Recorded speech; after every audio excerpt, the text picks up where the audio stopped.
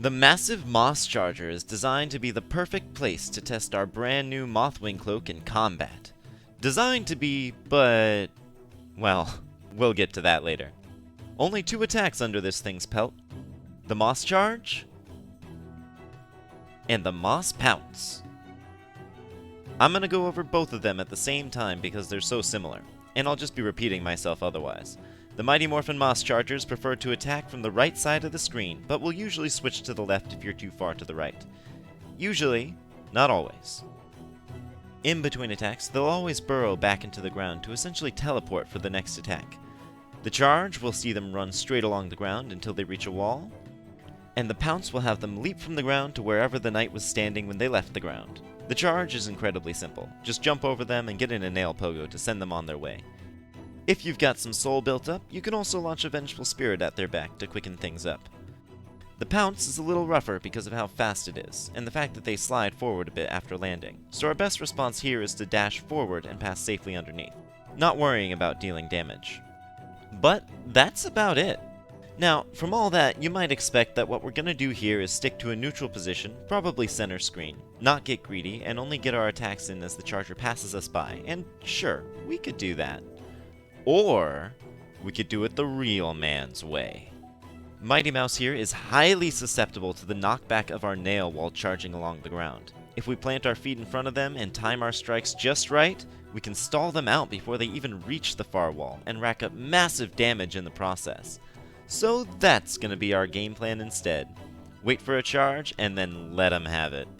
Time for our first cheesy boss fight. Let's unleash the power of cheap tactics.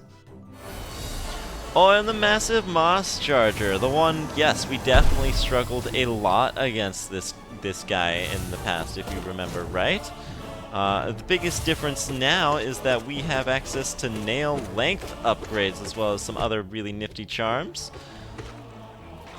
which just puts him to bed instantly. 450 health or whatever he has, that's nothing.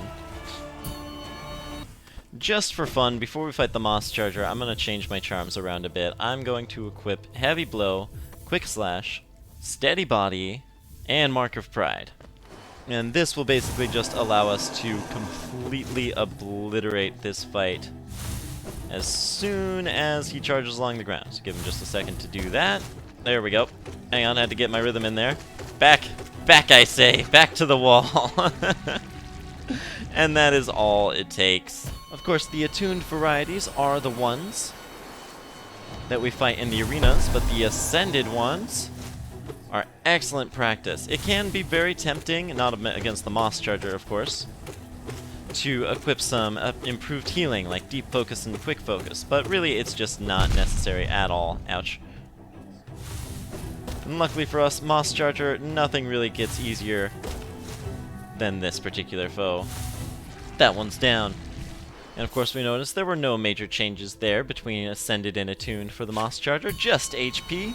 Now I will say, because of how the rhythm ends up working, it can be very difficult to take on 850 HP in a single cycle of the massive Moss Charger. So in that situation, don't be afraid to jump out and just wait for better opportunities.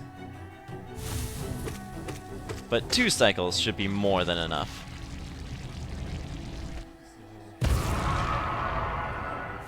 Alright, thanks for watching Boss Blitz. For more Hollow Knight stuff, check out the playlist linked around here. And I will see you in the next one when we fight the Mantis Lords.